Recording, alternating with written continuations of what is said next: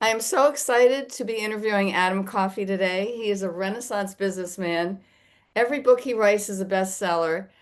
You can buy them on Amazon, and I would recommend that right away. And I'll give you more information at the end of the podcast. But I have learned so much from this man. The first time I heard him speak, I didn't get out of my seat for 4 hours, and that is a record for me in my entire life.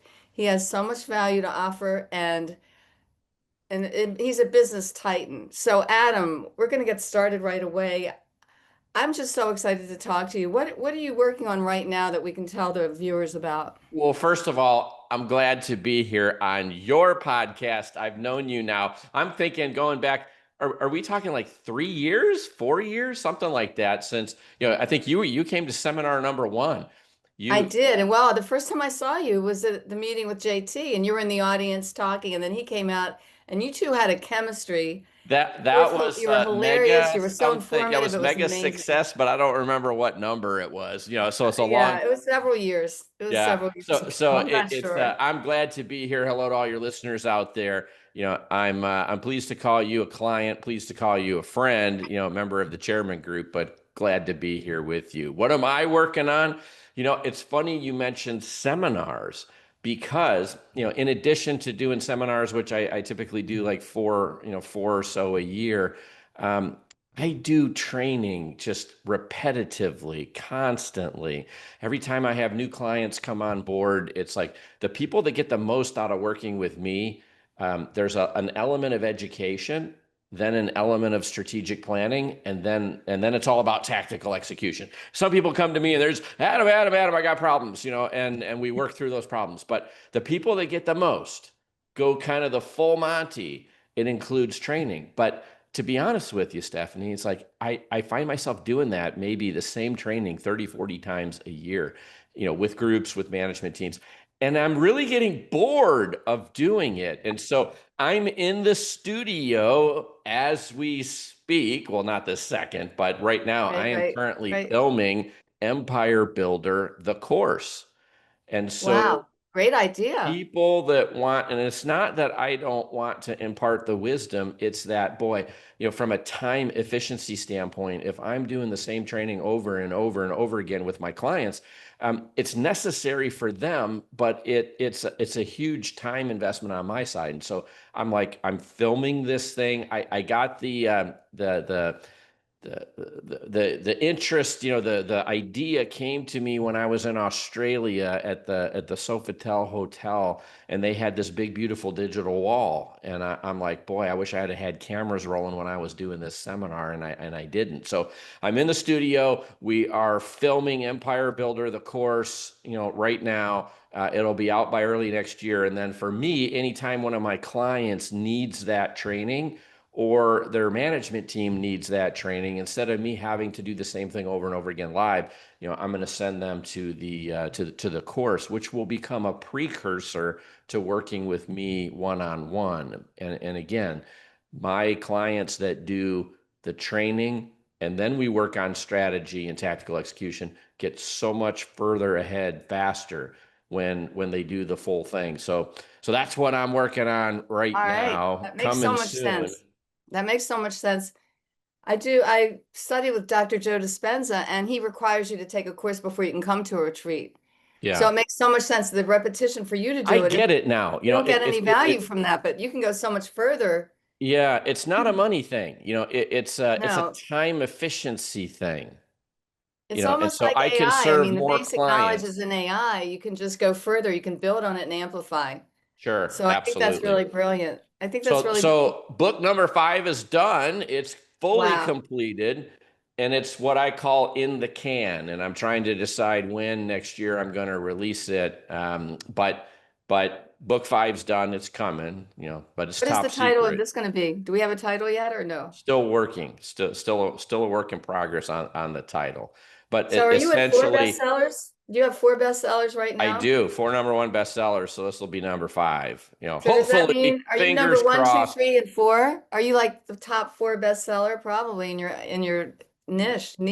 So, I so bet you are. yeah, I'm flattered because ChatGPT recommends my books, so when, Oh, really? and it's interesting because a lot of my That's clients are huge. having some issues, the ways of generating leads for a lot of businesses for many years. It was all about SEO, it was about Google AdWords and, Facebook ads and things like that. And it's like the world of marketing has completely shifted. And consumers are now going to places, to AI-based tools instead of like Google and You're saying, right. hey, who's a good local this or that, or I need one of these. And AI right now currently is not being properly monetized by the companies that have the platforms, in my opinion. So they're more focused on getting content good and making sure. So as an example, AI is very friendly to me because I've been on hundreds of podcasts, because I write books, because I write Oh, for Forbes. AI is more about content. so it has all your content that it can draw on. Yes. And Brilliant. so and so there's a Brilliant. ton of and it's from different sources. So Okay. Yes. 200 separate podcasts, with hundreds of Oh, with different it, like with hosts. me, here you are with me, which is a whole different Yes. And kind and of and genre. so, Wow. Yeah. again, it's like, I get asked to do podcasts all the time. I limit it to one a week. I think we're booked into next year. But when Really, you I'm honored even more but when now. you wanted to do this, I'm like, I'm in. And I booked this months ago. Yes. Okay. I So booked, to be I fair, then yeah, little little you did I know I was going to be in Australia at 5:30 in the morning when we had our podcast. And the times are so crazy now because even though I'm it's in Brisbane 5:30 in the now. morning. You're in Australia right now? I am. Oh wow. And You're not very only put that, I'm in together for Brisbane. 5:30. So you And who either knew didn't it was go an to hour before bed. Sydney? I mean, it's crazy. The times are crazy here. I had my own Yes. formula and I worked it out, but I found out I was wrong yesterday. So now I'm relying on the world clock. Yes. So I'm thrilled to be talking to you today. One thing I wanted to ask you, I mean, you're very strong in developing a corporate culture because one of your main strengths is the fact that you've managed and acquired companies and grown them very big and sold them for huge amounts of money. I mean, you're in the billions of these executions of these deals now. And when you're at the very and you but you also talk at the very basic start, like the basic unit economics, how to start. And that's where I think that would be a lot of value to a lot of the viewers who aren't at the big end of it yet. And I love the way you focus on meticulous planning and really getting to know your numbers and knowing how much it is very at the very basic level for the very first operation. I think from my end, I'm more involved in like the health end. So how do you feel going forward? How do you feel that workplaces are incorporating the wellness of their employees to build the corporate culture when you're starting to build and Yeah, group companies so, together? so first of all, society continues to evolve at an alarming and rapid pace. And, gone are the days, when I started in the corporate world, way back in the Stone Ages, back at at GE in the heyday, the Jack Welch era. It was my way or the highway. It was you do this, and it was always the carrot and the stick. Big bonus, big stick, get fired. It's like hit numbers. And people, I don't want to call us a commodity, but the culture was very different back then. And I was kind of a rabble rouser. And early on in my CEO career, when I finally became a CEO, I cared about people and I cared about taking care of employees. And I was preaching a different gospel at that time. And it was all Right, about, hey, take care of people. People take care of customers. Customers like being taken care of. And they give us more stuff to do, and revenue rains from the sky. The secret to success in building any large company is building a strong culture. And I'd say that in today's environment, nobody wants to work anymore. Everybody wants to be a TikTok millionaire. It's like, hey, I want to be on dad's couch in the basement. I'm not going to work. I don't want to go to work anymore. That's not for me. But if we're going to build a big company, if we're going to build an empire, we're going to need people. We're going to need lots and lots of people. So getting people to work is hard in today's world. And so we have to treat them a little differently than maybe we did way back when, early in my career. And so interesting. now we have to bring them our vision. We have to talk to them about what it is that we're trying to create and what's in it for them and why they should want to, aspire to achieve more and do more. And a piece of that is wellness. And you've heard me heard me talk about this before, I always tell people my goal when building a company is to create an environment where employees can spend their entire career. They can spend their life, their whole career working in my company. And to do that, I need to do three things. I have to pay a fair wage, I have to have good benefits, and and most importantly, I have to create opportunity, for advancement if someone's Perfect. going to spend Yes. their entire career with me. But wellness, health, wellness, this is a piece of this. If my vision is to have an employee start with me young and grow old with me, or start middle age and grow old with me, then we have to be cognizant. And this generation is a whole lot more cognizant about health than my generation was. My generation at night, it's like it's a bourbon and a cigar, and guess Exactly. what? It still is for me. But for a lot of young people, it's like, I don't drink. It's like, and exercise has become a big piece of their DNA and their Right. regularly scheduled routine. And so wellness, I'd say there's a huge awareness. First, it was the baby boomers who were getting older, and I'm a baby boomer, so I can talk about myself. And Same. Same. it's us wanting to survive longer. And it's like, okay, Right. we had a lot of bad habits. How can we fix that? But the younger Perfect. generation, I think, the future generations, they're more focused on it earlier, and so health and wellness is something that's very much important. My generation, we're making up for previous sins. Current generations are focused on being healthy from the get-go. I think they're seeing what's happening to a lot of people our age group who are, if they're very overweight or they have a lot of health issues, they don't want to end up like that. And Yeah, preventative measures are really important. If you have I mean, you don't have to be perfect. You can have a cigar and a bourbon once in a while, but if you want to be healthy, you have to add exercise. There's all kinds of things. And it's not just physical health. I think part of what you offer is the satisfaction with what your purpose is huge.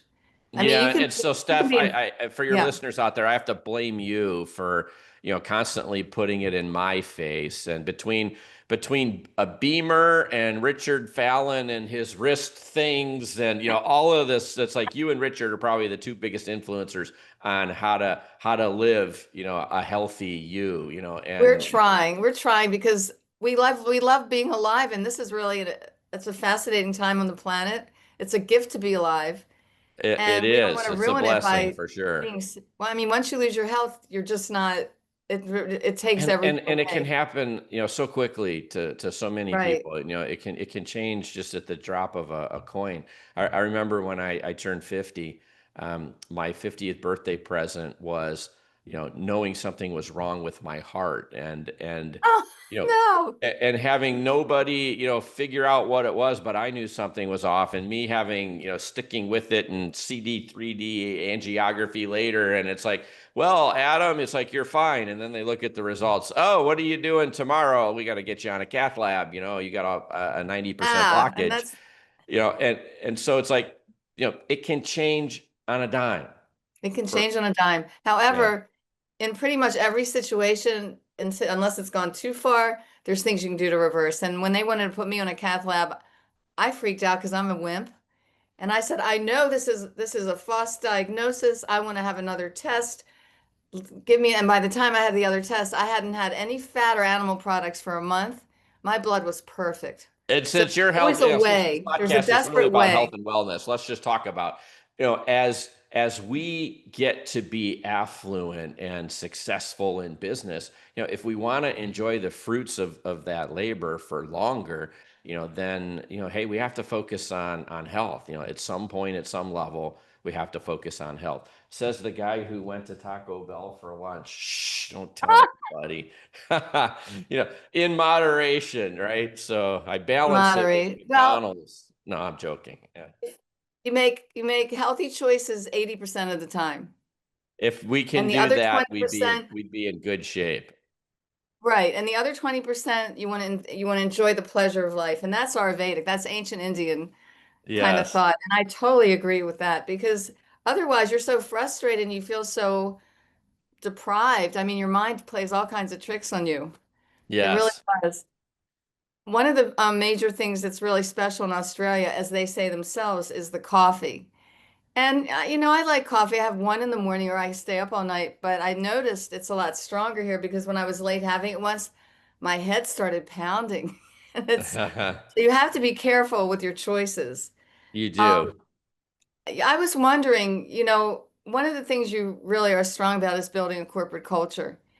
And do you see a trend in employers taking more interest? I think one of the things you do, you're very interested in the employees participating in the game. Because if they're participating in the success, their life's You know, purpose is So, elevated so, so so we much. And got I off think on a that's so tangent. beautiful. You had asked me a previous question. So let me just, for your listeners out there who are focused on building a business, I don't care what kind of industry you're in, all companies become successful small. And it's all about unit level economics. And it's all about trying to figure out what is the basic unit level that I need to be successful at. And if I can find success at that level, I could literally build $1 billion business. Only 3,000 companies on the planet have $1 billion in revenue, and I've built multiple of them. And you can get there if the basic fundamentals are sound. And so for me, think about any type of business. I use a lot of blue collar businesses as examples. And so, I've got a person in a truck, and they're pick your, they're an HVAC, they're a plumber, they're an electrician, they're a landscape maintenance company, a pest control company. I don't care. It's like, find the unit level. What's the basic unit level? Well, I can't succeed with half a person and half a truck if I'm doing pest control as an example. And so, how much revenue can I generate with that one person in that one truck? What are the costs to hire that employee, to give them the best benefits on the planet, to give them a good retirement plan, to do all these things we talk about that are a part of this culture, because I want to have the best benefits in an industry. I want to become the lighthouse that attracts talent, since nobody wants to work and we need people. I want to have the best, benefits package. I want to have a great pay scale. I want to take care of my employees. How much revenue can I generate with that unit level? Is it enough to cover all of those expenses and earn, at least a 30% gross profit? And I'd like a 35% gross profit, but if I can earn 30, my 30-20-10 rule applies. I should be able to keep the cost of customer acquisition in the back office under 20%, which lets me make at least a dime on a dollar, which is the minimum acceptable profit that we as a for-profit concern need to generate. And and my ideal is 35, 15, 20. I want to make 20 cents on a dollar, at maturity. But if I can figure out the magic small, then, and that math works. I build a revenue model, an expense model, an overhead model, a capital expenditure model. And I call this napkin math. So how many clients can a unit serve? Or if I'm a product company, it's what's my cost to produce a product? Can I generate enough gross profit to cover the advertising, the customer acquisition, whatever we want to call it, to generate the minimum acceptable profit? If I can figure it out small, and small is where I want to figure this stuff out, because that's my period to incubate. I'm in the laboratory.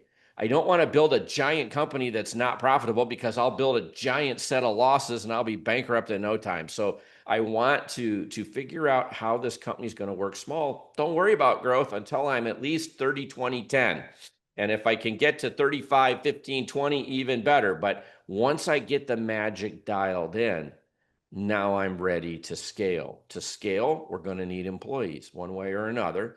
And so, end of the day, I need a strong culture.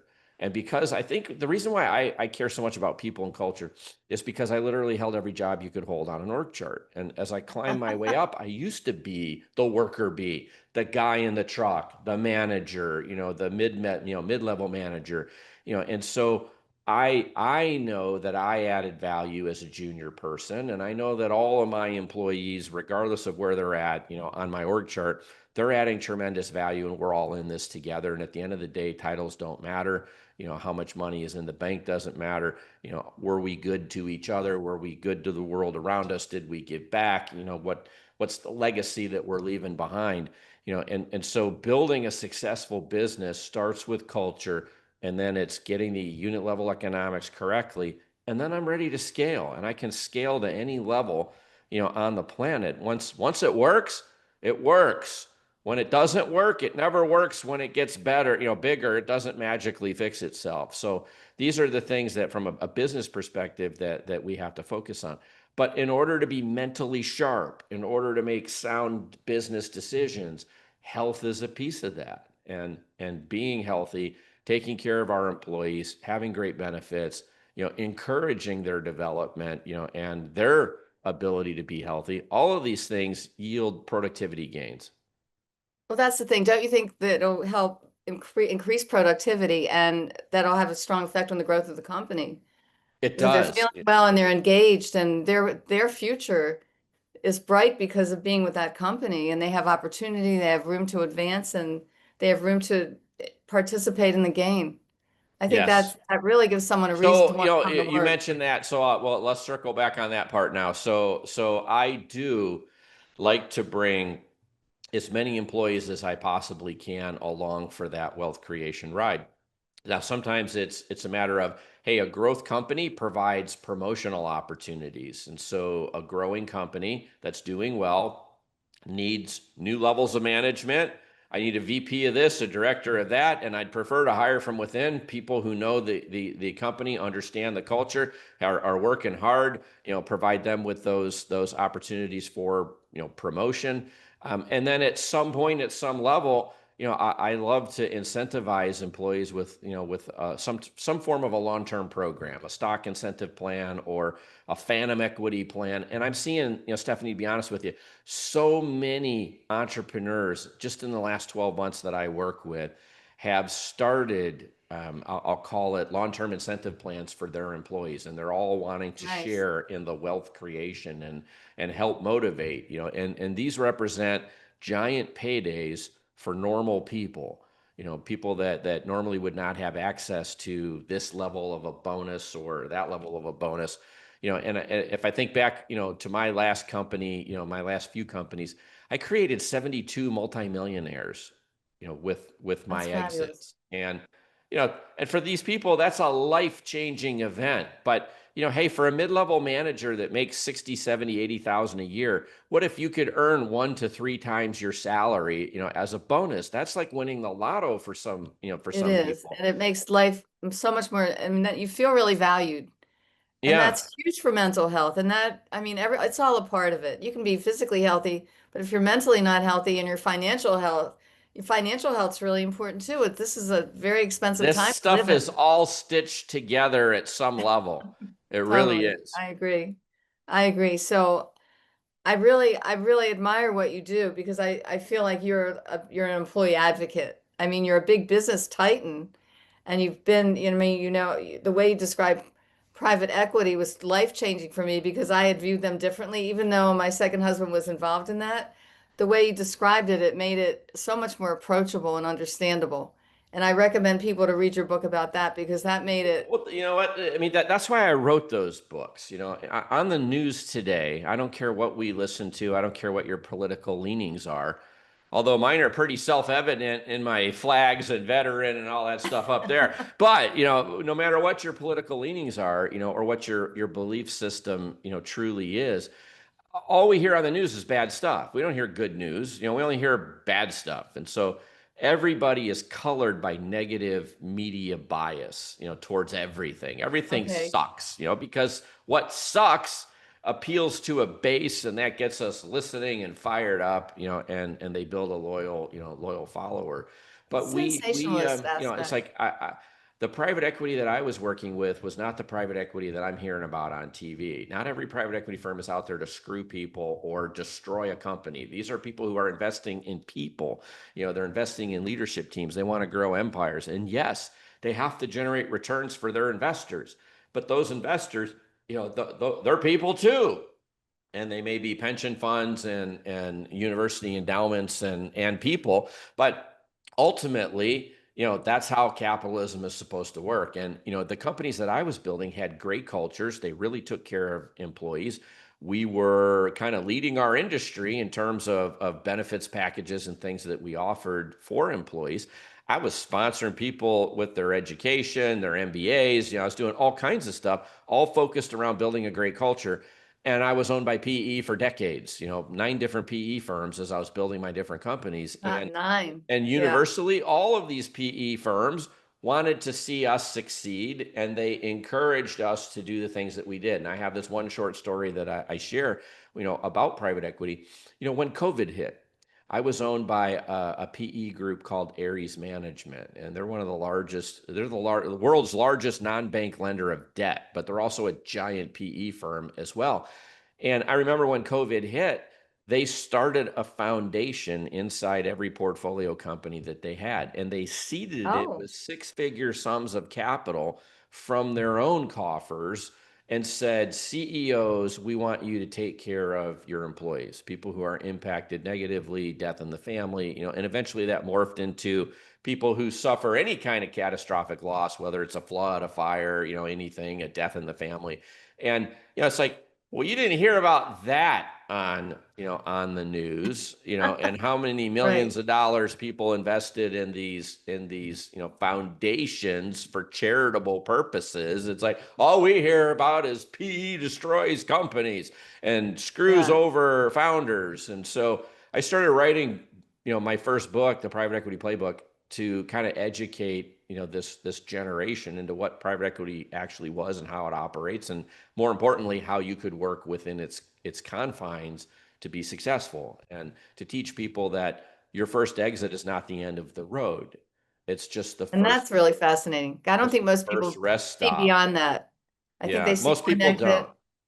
And Yeah. that was fascinating. You had several occasions where you sold the company several times, and each Yes. time it grew bigger, and it was really My fascinating. personal record is 5 paydays, selling the same company, in a 13-year period, and going through multiple different levels of ownership, from family owned and operated through multiple flips of private equity. And, it's like a great company continues to grow, and there's no reason why you as a founder, or as a senior executive needs to leave. You can keep on going while you're diversifying your assets and taking some chips off the table. And you don't have to be the control investor, you can be a minority investor. Just ask Jeff Bezos and Elon Musk, the two richest guys on the planet, who collectively own less than 13% of their respective companies.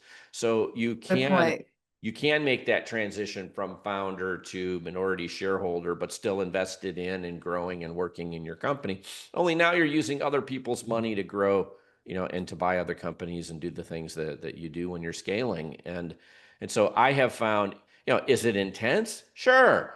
And why do most, founders fail? Well, they just got handed a bunch of money and they became filthy rich, and they decide they don't want to work anymore. They don't want to work very hard. And with PE, that's business at a professional sport. It's intense. But they A share professional sport. rewards, I like with that. the employees. That last company I mentioned, we not only had members of management that were shareholders in the company, but we were giving out as many as 300 to 400 grants a year Really? to line employees, people in cubicles. We had over 3,000 employees, and so we had people in cubicles, people in trucks, and we were giving out 300 to 400 grants per year to just regular old employees. And some of the bigger PE firms recently, KKR is a good example, started doing some experiments where they gave every employee in the company a share of the upside in the wealth creation. So a lot of stuff going on, but there's good and bad in any industry. But my experience with PE has been, wholly positive. Let's talk about the grants for a minute. That's really an interesting concept. So if an employee wanted to, I don't know, maybe learn how to do some kind of like even personal training or something some So a other. lot of that stuff would be built into our health insurance plan, where we would have health and wellness plans and a lot of different opportunities for people to do. But so the grants, yeah, I shouldn't say grant. We were giving stock, phantom stock, like stock options to Uh-huh. employees so that Okay. they could participate in the wealth creation, not a Okay. grant to fund something that they were doing or seeking to do. Although we were sponsoring people for their MBAs, we were, Education. we Yeah. were helping people get education at every level of the company, primarily because we needed to prepare them for future promotions, and growth, and that's a part of that culture building. So That makes so much sense. So you're educating them and they become more valuable for the company. Yeah. And let's talk about the insurance. Did you have insurance programs that encourage people to join gyms and things like that and become healthier? Did you So, provide any so kind of we had all education? kinds, of, when you get, big companies that have large plans with big carriers, Yes, there's so many add-on, and boy, it isn't just health in a physical sense either, and wellness, which included nutritional type programs that people could participate in, but it also included financial health and that's what I financial, wanted to know about. different, Yes, so health and wellness is mind, body, wallet. There's many aspects absolutely. to I to totally to agree. that, and so having all these different plans that employees could take advantage of, and those who really understood them and did take advantage of them loved them, and got a lot of benefit from them. So I would tell your listeners out there, if you're working for a big company or mid-sized company, it's like check out what your health plan actually includes and what it has available, because so many people don't take advantage of all the different offerings that some of these large company plans have. And I guess you're seeing a trend for that to continue. It seemed like for a while it was going back the other way and they were taking it away, but hopefully The changing. People are more world aware. continues to morph, but I would say, again, in the 80s, it was my way or the highway, right? And the 90s, and, somewhere in about the 2010s, all of a sudden it started shifting, and people wanted to know what a company stood for, and they wanted to know, from a governance perspective, what owners and shareholders and people believed, and what they were focused on, and they started caring, more and more about how they were being treated as individuals, and transparency. And I call that servant leadership, which I learned in the military. It's, take the hill, follow me, kind of mentality, and nurturing your people, on the journey, as you're going. And again, it's like treating people as equals, where I don't care whether you're a janitor, or a vice president or a CEO. It's like everyone adds value to that organization, and that organization isn't successful without all those people. And as we're growing and getting big, we need a lot of people. So, I What you think said for the really, better, for uh-huh. the better of the world, that's some things that I think have had a positive impact. Is in the last 30, 40 years, there's been a shift away from the stick and my way or the highway and success at all costs to, hey, this is what we think, this is what we believe, this is what's in it for you, and here's the things we're doing for you. Help us, achieve, our own objectives. And so I I think you're right. What I think really stood out with what you're saying is I think back in the 80s, employees were viewed as, I think they even called them compliment. yeah, Like, here's another piece of compliment. They were almost like units that you could build your departments and have more of the units, almost like in the military where they call each person a troop. I had yeah. to add more troops. They weren't looked at as individuals that could be of great value to the company, which I think, like you're saying, we're going that direction. So there's a lot more opportunity for people if they search it out. I think, do you still think it's valuable to maybe it seems like we're kind of relatively undisciplined as we grow. And I know you started with the military, and I think that gave you an incredible sense of your your way to plan things, to be so meticulous and be so focused. There's no I don't think, question, if I didn't join the service, I never become CEO of a company, would you especially a say that large you say company. that now even? Yeah, yeah, I can look back and say that, easily. So as a young man, the military taught me about discipline, teamwork, and leadership. What And do you think it still is a valid thing for people who don't really know where to go if they're really young and they're struggling? yeah, I think the military brings a lot to the table. People get out of it what they put into it. And so if they go in with a mindset of, I'm here for an education, I'm here for a GI Bill, I'm here to learn a skill, I'm here to, to participate, you can get a ton out of the military.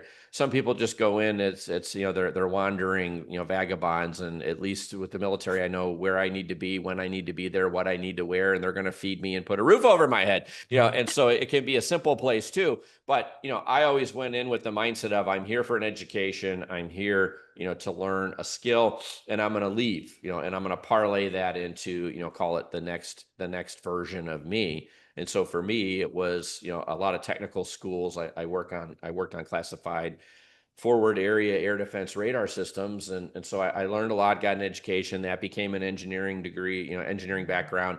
That became a Fortune 500, eventually crossed over into management and, and climbed the ranks, so, but I know that foundation, if I didn't have it, I never achieved, what I ultimately did, ultimately just because it was about teamwork, discipline, leadership, so, I learned that, I could get up. You're up at 5:30 in Australia, and we're doing this podcast, and so and it's tomorrow. If we could just figure out how you could tell me tomorrow what the stock market's going to do I know before exactly. tomorrow, it would be great, right? So it's afternoon the day before here, and you're in Australia, but it's like you're dedicated, you're up, you're put together, you're doing this. It's like I knew that there were smarter people in the world than me, but there was no one who could outwork me. There was no one who's going to get up earlier than me or go to bed later than me. It's like if I put my mind to getting something done, I'm going to make it happen, and failure is not an option. Something else the military teaches you: you have an obstacle. Can I go through it, around it, over it, under it? It's like, what do I need to do to get to the other side? And you don't stop until you get there, or you die trying. That's that kind of work ethic, is perfect. And that's what it takes. So besides focus, incredible focus, you also have to be very adaptive and you have to be flexible and you have to be able to pivot as things come up. I mean, you have, because I'm sure you've had so many experiences. Plus, you actually got to learn at the feet of Jack Welch, who was pretty famous in the business world. I mean, that's an incredible part of your history as well. Yeah, again, it was a magical time, and one of the things that has really bothered me, I think, in recent years is now that the guy is dead and gone, how people Monday morning quarterbacks are trashing him and talking about GE and and the. But I'll tell you what, before tech, GE was number one on the Fortune 500 list. Jack was the world's most admired CEO, And I remember and that time. I remember that time. at that time. And Before that, the latter, GE, the but world's yeah. largest company, was doubling in size every 2.8 years because it was And to growing work for like him was an this. honor back And, then. and It was so huge. I call it, I was there for the Camelot era of all of that. Jack was a god to us, and so, I think people that look back and trash him, aren't treating him in relation to the time. Business was Exactly. different, the world Exactly. was different, and he was a god. He was he was a god of business. Back in that era, and the machine that he built was second to none, and he held that pace for more than a decade. And when he left in 2001 and retired, that's when I left. That's when a bunch of GE leaders left, and it was like changing of the guard, and that company never, no, it was a downhill, run from there. It's The hard to company. relate if you weren't there, if you weren't It living is. at that time, if you couldn't relate. I'll give you, this is kind of a silly example, but there was a movie with Jack Nicholson called The Witches of Eastwick, which when it came out was a great movie. And there was this monologue, and Jack Nicholson was amazing and very forward at the time. And my daughter has very highbrow taste in movies and won't watch a lot of the ones that I want to watch with her, but she finally agreed to watch this with me. In today's time, it was the worst thing I've ever seen. I'm serious. It was so inappropriate. And what he said was ridiculous. I'm like, how could I ever have thought that was, you know what I'm saying? If you weren't there at the time, it's kind of hard to relate in some instances. And I think that was a really good example with Jack Welch as well, because he was at the top of the game Yeah. at that time. And There's and no a one. different world, different, totally different world. Boy, the GE stories I could tell, would are entertaining, so but it is, it is what it is. But that's where I learned how to run a business. The world's largest company doubling in size, every 2.8 years, had to grow your business at 30+%, per year. And if the world's largest company can do it, so can you. And for it to double, I mean, it was huge then. Yeah. It was Right. huge. World's largest company doubling in size every 3 years. It's like, so you can't tell me that your company's too big, it can't grow, and it can't grow at 30%. Every company I ran grew at better than 30%. So it can be done, and I think failure as an option, one of the biggest problems I see with entrepreneurs just in general today is if they have a bad year, if they have, if they're in some period of mediocrity, they can just accept it and say, oh, well, I tried. Well, let's assume that if you don't grow your business 30% in the next 12 months, you die. Your reward is you die. Let me tell you, you work differently, if that's the scenario. And so you find a way to get it done. And if it doesn't That's a work, you work motivator. harder, you pivot, you try something new. It's like, and too many people get complacent with some level of success. And it's kind of, it's an easy out for a lot of entrepreneurs to just say, well, yeah, I had an okay year, bad market. It's okay. It'll be better next year. It's like, nope. If your life depended on you hitting numbers and growing, it's like you would find a way to get it done. And and I so agree. And don't complacence accept in health, mediocrity out there, and right. and create that sense of urgency about yourself that you must succeed. Failure is death. Well, I think that's a good way to motivate yourself. I really appreciate you giving me so much of your time, Adam. And for people who want to find out more, I suggest they go to Amazon and buy one of your four books. Would you recommend they start with let's see, The Empire Builder would be the best starter? So spoiler alert, Empire Builder is my personal favorite. But the world still buys the private equity playbook, which was my original book, and they buy it in the most volume. And I do donate all my royalties to charity. Uh-huh.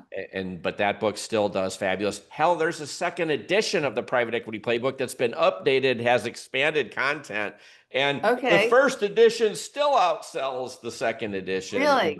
The world just likes that book, and so it's required reading in a lot of executive MBA programs. So the world would tell you read or private equity playbook first. Adam would tell you read Empire Builder first. That teaches you how to build the business. Private equity teaches you who you're going to sell it to. The exit strategy playbook teaches you how to sell it for maximum value. And one thing I learned from you too is that when you start a business, you should already be thinking about your exit. And that never even From occurred the to me. beginning, day one, That it's never like I'm occurred to building me. something to sell. I'm building something to exit. How big is it going to be? How do I deconstruct that journey? And then that gives me the milestones I need to hit. If I don't know where I'm going, I don't know if I'm on the right track. I don't know when to slow down. I don't know when to speed up. I don't. It's hard to manage some nebulous future. I always start with that destination in mind, which I'm a pilot. Pilots don't take off unless we know where we're going. And then we deconstruct the trip. And so I would say read Empire Builder first, then read the private equity playbook, then read the exit strategy playbook. But hey, that's like the Star Wars trilogy, episode It's a four, five, trilogy, six. Then they exactly. did one, two, three. My And then you books have should four be and read in five. reverse order. It's like And that's five coming out. And if you want more information about coaching with Adam or getting involved in any of his groups, we should go to your website, adamecoffee.com. You have the middle initial in there. It's not just adamcoffee.com, Yeah, it's I Adam did E. that on Coffee. purpose.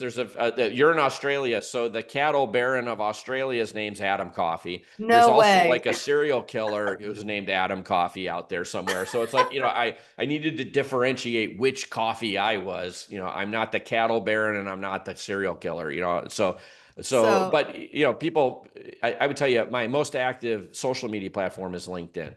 You reach out to me on perfect. LinkedIn, you get me. I'm up at Awesome. 4 every day.